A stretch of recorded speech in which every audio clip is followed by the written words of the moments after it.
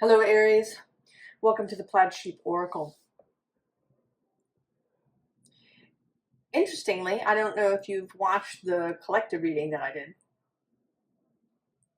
but this seems to be leading out of it. That doesn't always happen. And it may not happen with all the signs as I go through this next series. I always begin with Aries. Although then after that, it's whatever wants to be read when. But there is this is sort of coming out of that collective reading. The sort of introductory deck is Sacred Bee Oracle. And I just got these decks. And the card that came out is the Worker. And as per usual, there was something I was watching this morning that was talking about things that perhaps we can leave behind as Pluto leaves Capricorn for the last time. I don't think that anything is ever a done deal. That we always have the choice. So, right, energies are present in the movement of the planets, and they are a space, an opening, an invitation. And one of the invitations of Pluto leaving Capricorn for the last time is to leave behind or to release ideas about work. So ideas about responsibility, how responsible we are, what it means to work, how we accomplish work. Do we overwork? Do we overfunction? I am an Aries sun. I certainly have overfunctioned in my life. I've had an overinflated sense of my own responsibility. And I've had a sense of work as being, something akin to drudgery, as opposed to something that is life-affirming. That is, in fact, part of life. So this Worker coming out is, I think, changing Aries' relationship to work and what it means. The worker bees, they are the non-reproducing females of the hive. They are the ones with stingers, generally, if we're talking about honeybees, anyway. Not all bees, I should say this at the moment, live in hives together. But in bees that do, there are worker bees who tend to the hive, who tend to the brood after the queen has laid her eggs. And they do a lot of work. I mean, there's a lot of work to do in a hive. They may visit 2,000 flowers in a day. But I don't think that there's a sense of drudgery for the bees. So how does Aries change? Because the other card we have, the visible underlying, is subconscious. So all the subconscious things that you have about work and what work means. Because most of the time when people use the word work, it doesn't really sound very good. It sounds like the thing that you have to do in order to receive something, whether it's your salary or a clean house or something, right? Or spiritual enlightenment, right? We all have to do the work, we say. Or is someone doing the work? And if you've been here for a while, you know that I really love language. I love finding just the right word for what I want to express. I enjoy having a large vocabulary. And I also think a lot about how the usual meaning of a word can color our relationship with whatever that word is attached to. Below this is expansion. There he is, Jupiter. He's in Gemini now. The space of words, the space of communication, the space of considering how you think about things. And then the unseen underlying at the bottom of the deck is sensuality.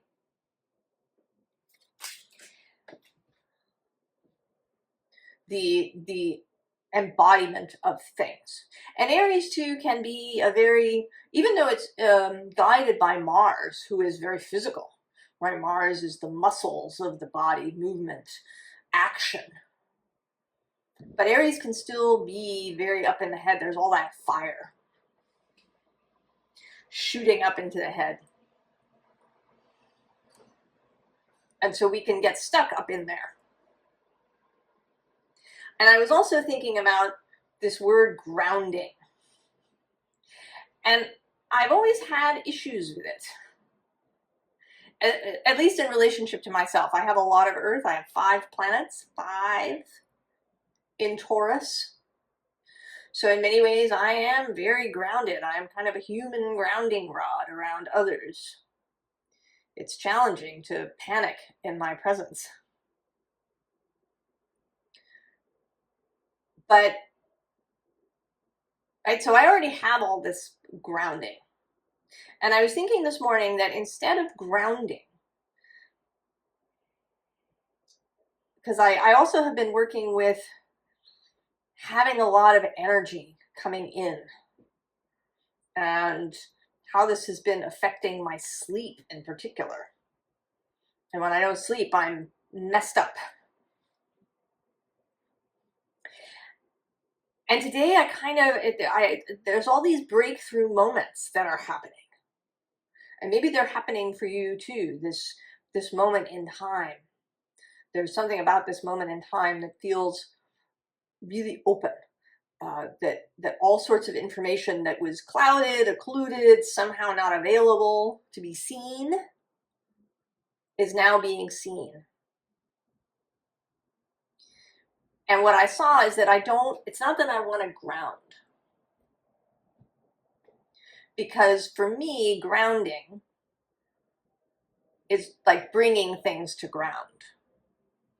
So, the lightning hits a lightning rod and it runs down into ground. And so the energy is dispersed. It's dispersed into the ground. It's gone.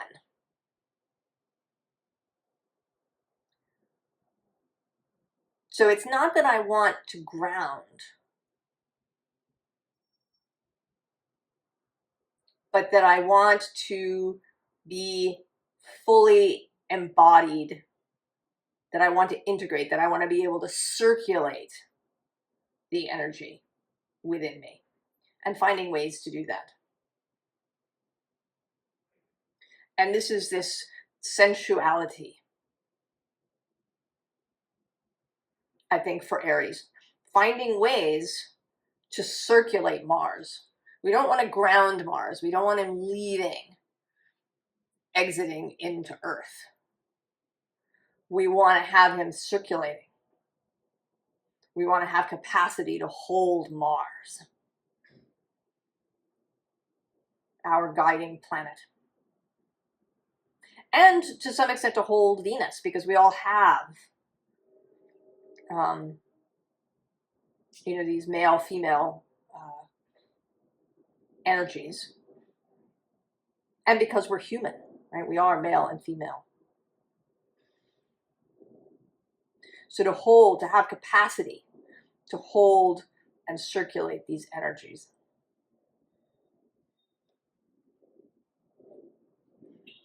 So your first underlying is death. And right below is the Ace of Pentacles. This is kind of where yesterday's reading comes in. A death, a completion. And here really a completion. Not a transformation, a completion. An end, period. We're beginning a new paragraph. I don't use this Surrealist deck very often, but this may in fact be my favorite Ace of Pentacles in all the decks that I have. Certainly in the top 3. I love it. Now at the bottom of the deck is this Emperor.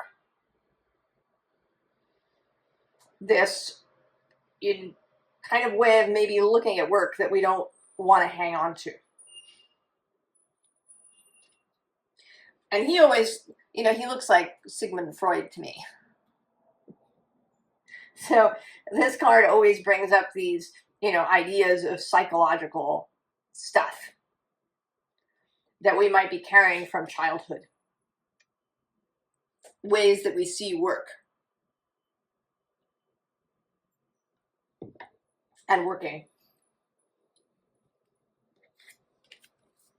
Then we have this Wheel card that feels like, or that seems, you know, this is this Ace of Pentacles again. Here now the Apple. But in conjunction with the Wheel, this sense of universal energies of source and how this is a co-creation. That we are not alone here. We are not required to bear the entire burden of something. And actually that idea comes through here. It's going to show up again later. That we are not required to bear the entire burden of something. Literally or metaphorically.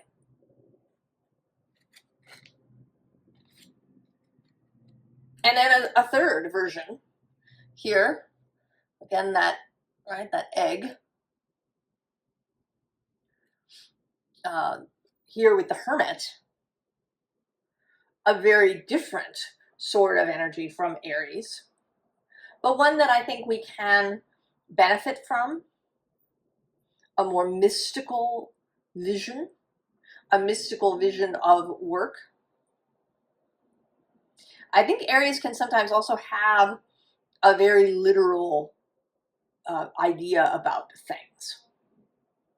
This isn't to say that if you have a lot of Aries energy that you can't be a mystic. But it may be that it's a little bit more of a stretch for you.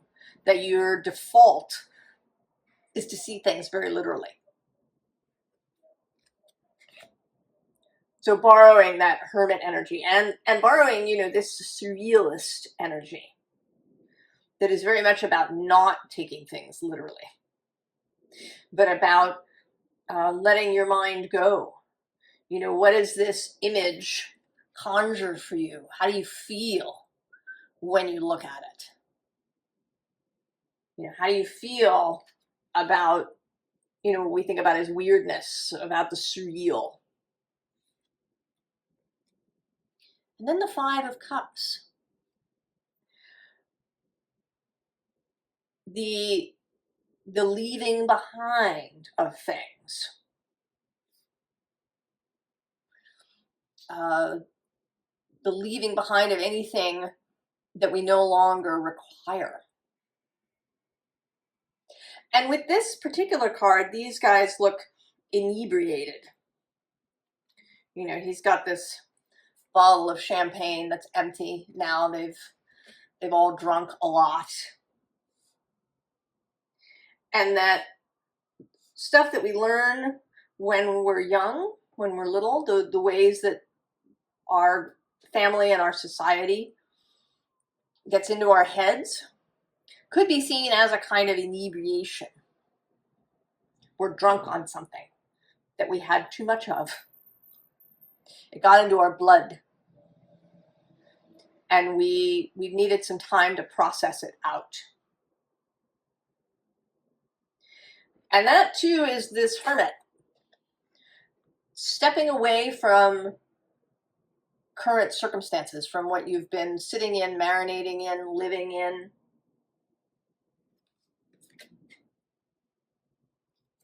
And maybe you've been doing that. that you found yourself kind of naturally moving away from what you used to see as normal and regular and ordinary and everyday, and or as necessary. And part of that may be this vision of work. And then we have the Chariot ready to move, and you've attached your apple to the front of your Chariot. This is your guide, your compass. The apple will direct you where you need to go. And I sort of see, although there are tracks here, which would lead one to believe that you are on some sort of predestined path, I believe the tracks aren't there yet. That you kind of send your mind out ahead, the apple at the front. And the apple creates the tracks. Your mind, your new vision, creates the tracks before you get to them. So that you can go wherever you really want to go.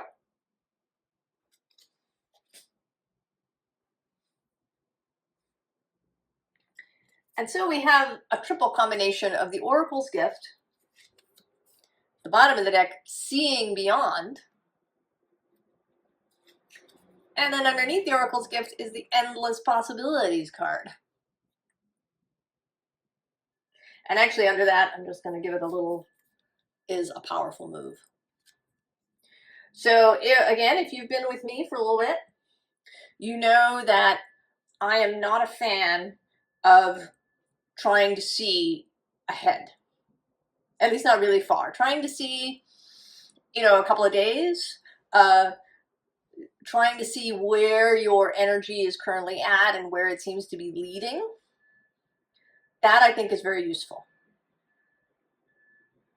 But wanting to see further into the future is, I think, self-defeating. You don't want to see what's in the future. You want to create what's in the future. You want to see endless possibilities. And even in this creation of the future, I think you don't want to get too far ahead. Because you may not know. You're in high school, say, and people are trying to get you to, think about what major you're going to choose if you're going to college. But you don't know if you've gone to the sort of average high school. You've been exposed to some things, history, basic science, math, but there's so much more than that. There's so much more than that. If you've never been exposed to, geology or oceanography or, landscape design or, hotel management even, right? Being a manager of things, which I think can be an absolute calling. You find someone who's a really good manager of people, hang on to them. They're worth their weight in gold.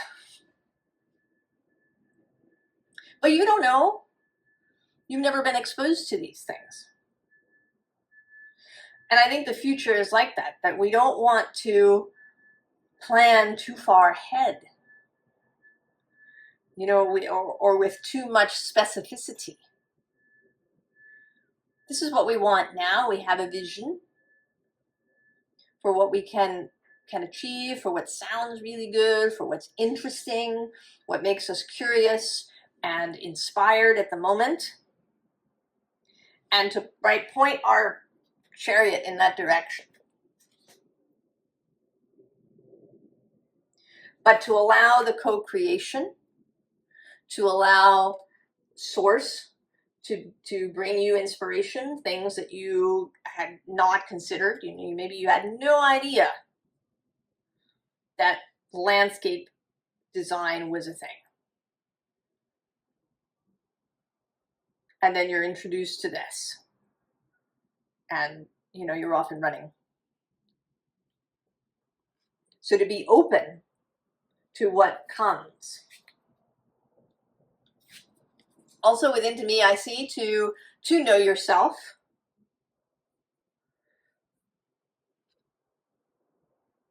To be able to recognize your own triggers, to recognize your own feelings, to understand yourself. To be friends with yourself. To like yourself. Often we talk about self-love, but I think we need to like ourselves. Right? You want to be somebody you go and have lunch with. Someone that you like. You just like yourself.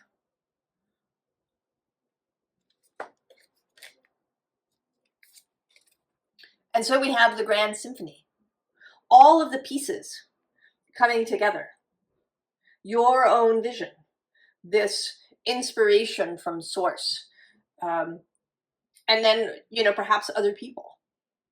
And how they fit in to this. People that you meet. People that are part of your family. Friends.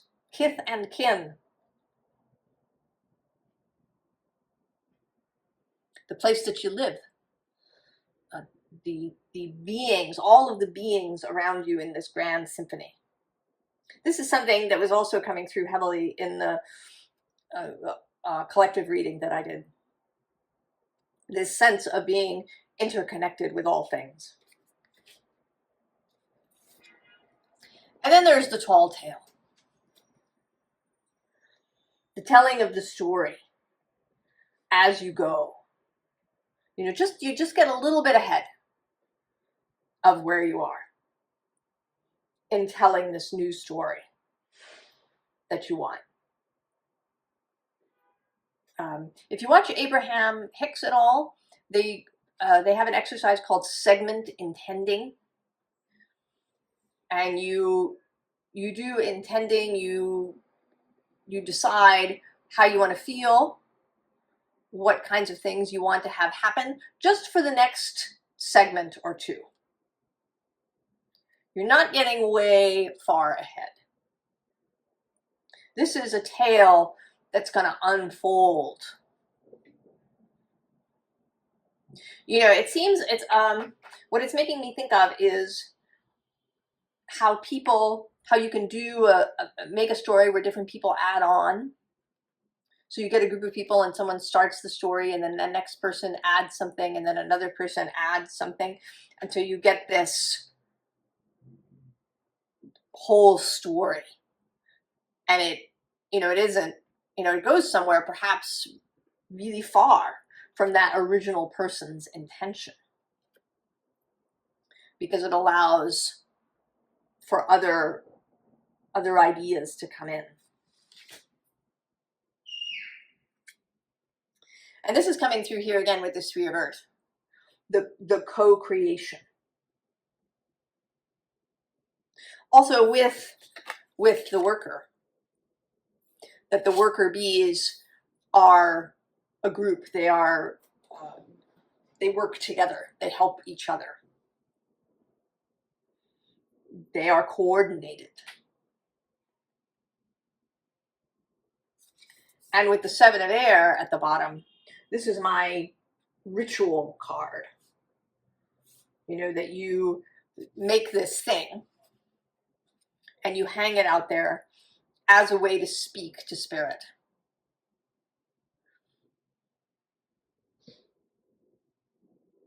To use divination, not, to know what's going to happen next year, but to have a conversation about now.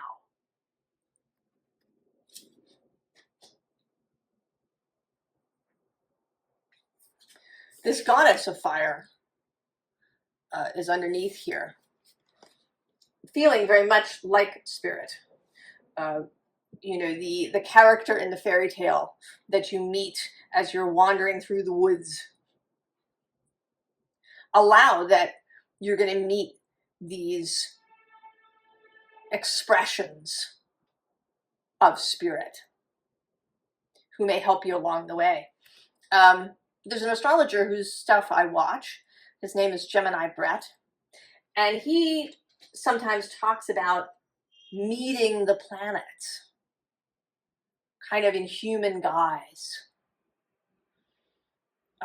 So the guy in the coffee shop with the goatee and the fine mustache and the, you know, refined suit, drinking an espresso, you know, is Saturn. And then he was out with a group of people. They were doing some stargazing, and they ended up sort of, I don't know if they got turned around or they were sort of, there was a fence that they couldn't get through, that when they tried to get back to their cars, and they weren't sure what to do. And then this teenager just appeared. You know, it's like 1 a.m, and this kid is just walking around, and he showed them how to, you know, which way they should go. And Brett saw this as Mercury just appearing. So that we, you know, don't be sure about who you're talking to or what you're encountering as you move around. Don't be sure you're not talking to, you know, a real sort of representative of source. To, you know, an angel in disguise.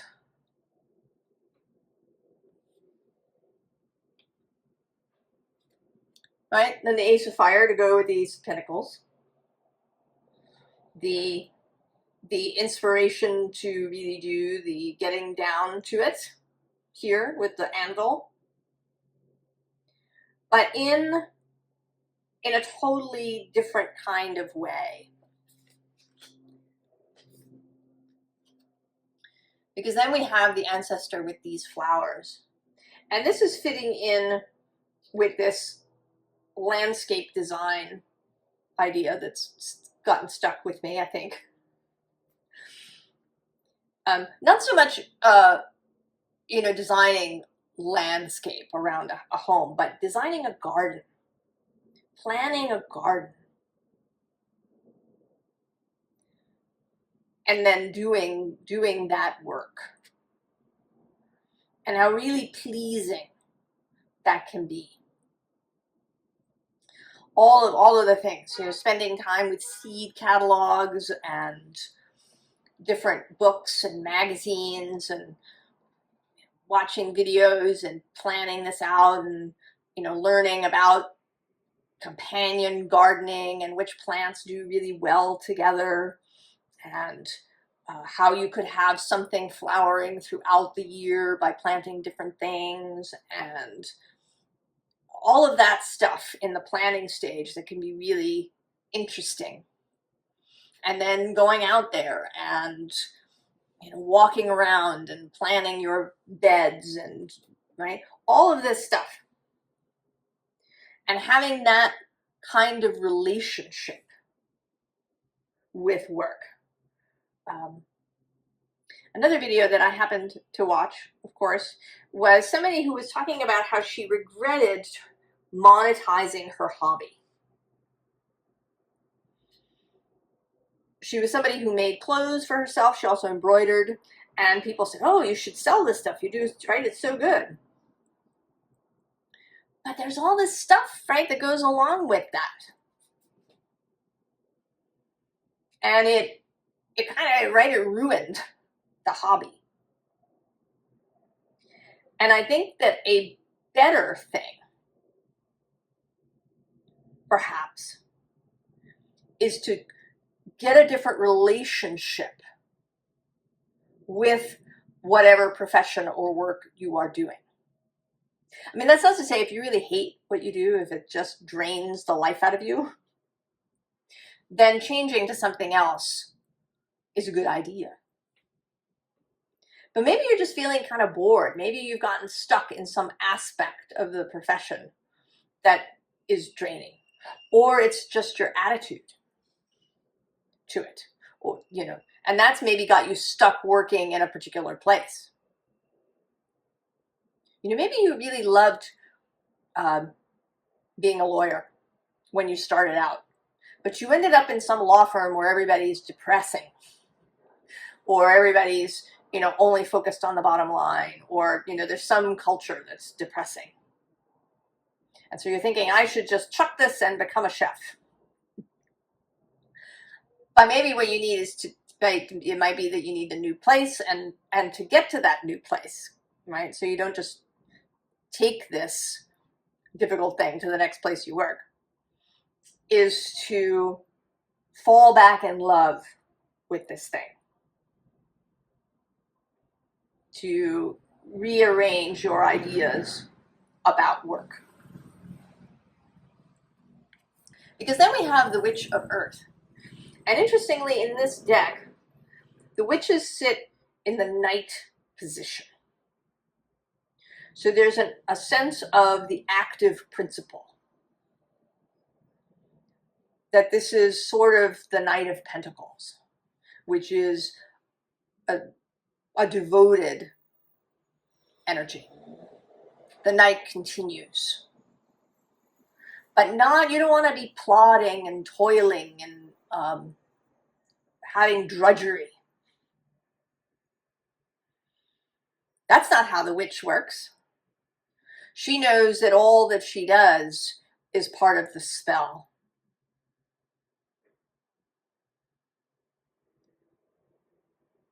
She can imbue all that she does as part of the spell. And then the Three of Cups, the Three of Water, a celebratory, cooperative, sharing this energy with other people. Maybe you can become viral in that way, right? You can infect everybody that you work with this idea, so that it completely changes your workspace. If everybody is converted to this idea.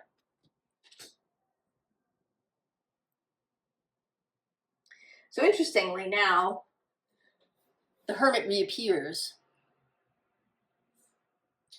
and between the Hermit, well, first of all, the bottom of this deck, rather than having the Emperor, has this King of Wands.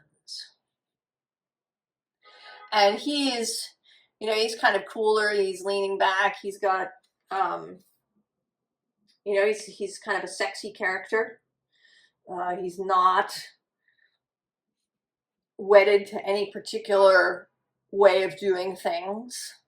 He's magnetic.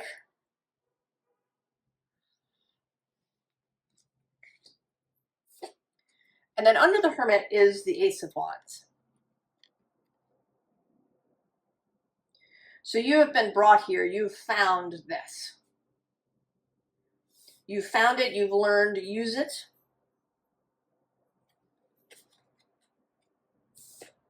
And then we have the Nine of Wands with instigation. So this is this going out and infecting everybody, spreading this vision that you have about what it means to work. And this is a great moment, because there is this transition of Pluto out of Capricorn. A final release of many things. Now, it doesn't mean that suddenly the entire world is going to, give up its ideas about work. Things don't, turn on a dime that way. But it means that the energy is really available for it. That the gradual transition can begin now, so that in 25 years, the world looks completely different than it does now. And it can, because the world looks different now than it did in 2000. And because you are creating this railroad track,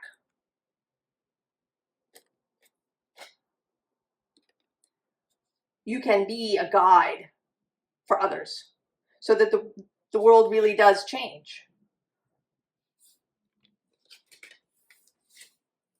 And then we have the Four of Wands, which does say celebration and commitment. I want to say that you are, because the card that comes after it is this Valor card that always looks like leadership to me. I don't think she's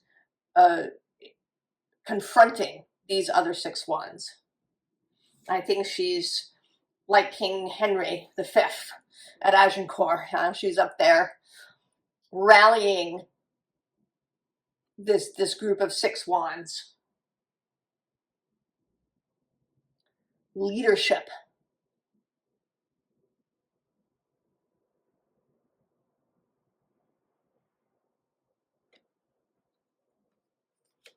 This is actually, I think, traditionally Mars in Leo. How does that Aries energy, that Mars energy, express in Leo? All right, what is that leadership of courage, valor, is throwing off the yoke of the past, having the courage to see things differently and begin to do things differently. And then manifestation, Page of Pentacles. This all leads to this new thing really becoming real and manifest. You know, this Ace of Pentacles that we start with is kind of, right here is still just an idea, even though it's a pentacle. But in this Surrealist deck, you know, it's an idea. And then it benefits from the wand energy lighting it up. And then now it comes into physical manifestation. To be seen not just by you and those closest to you who have been, you know, pulled into your vision, but by everybody.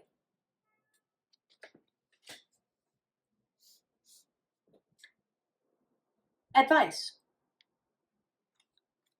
Well, we start with the Ten of Pentacles. The vision. The idea, the end point. Not, you know, not in a, right, to go from Ace to 10. So not in a hyper detailed way. But the vision for the sort of world that you want to inhabit. The vision for the way that you want people to see work, to see the physical world. You don't have to know all the steps. You don't have to know exactly what this will look like, because it's not all up to you. There's all sorts of people, right? There's people who are really fascinated by architecture, by design, by education, by, you know, how clothing can be made really sustainable, right? There's people who are really fascinated by all these things. There are people. You don't have to know all of the details and see them clearly. You just have to have a framework, an outline, a kind of general sense of what the world is like and how you feel in it. And then right below that is this kind of board Four of Cups, but at the bottom of the deck is the Two of Wands. So to go from this kind of apathetic, it's never going to change, I'm bored, work is awful, I have nothing to look forward to this energy, which does. Which is looking forward to seeing something wonderful.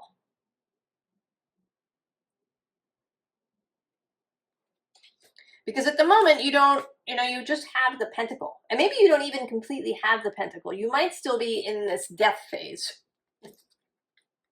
We might all still be in this death phase until the end of November and beyond. You know, it might be in the new year.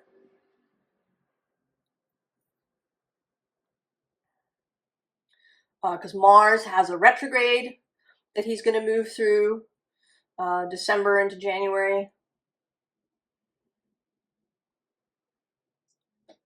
So there's still, right, there's stuff that may last, bits of things happening. So to have something to look forward to, I think is really useful. Then the Six of Swords. Ready to go. Allowing your mind to make the jump.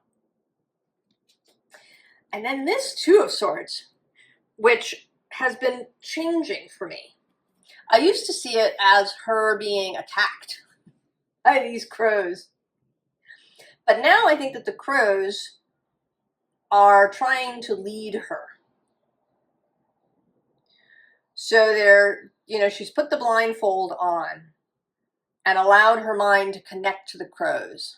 But she's having, right, she's having a little trouble maybe initially to get used to this mode of moving. Seeing the Two of Swords blindfold as looking inward and looking to source, using intuition, blinding yourself. You know, because, right, physical sight, physical senses, perhaps, either literally or because of the way we're used to seeing things, can distract from knowing. So to blindfold yourself, allow that intuition to guide you, allow that apple at the front of your train to create the tracks. And then the Knight of Swords. Be ready to move. Be flexible of mind. Don't be, you know, absolutely cemented to some particular outcome. And then the Two of Cups. The co-creative energy. And there's several twos here. There's actually, so there's this two, there's a Two of Wands, the Two of Swords, just in this grouping. And then somewhere, is it under here? Two of Air is here next to another witch, the Witch of Fire, showing up. And then there's, I think under here, yes, there's this Tender Embrace card with being number 22. So there's a lot of co-creative energy in here. And another thing that's happening is that the nodes are going to move. So the first thing, kind of major thing that happens is that Pluto moves fully into Aquarius at the end of November. Then there's this Mars retrograde that happens December into January. And then in early January, the nodes shift. And the North Node will move out of Aries into Pisces.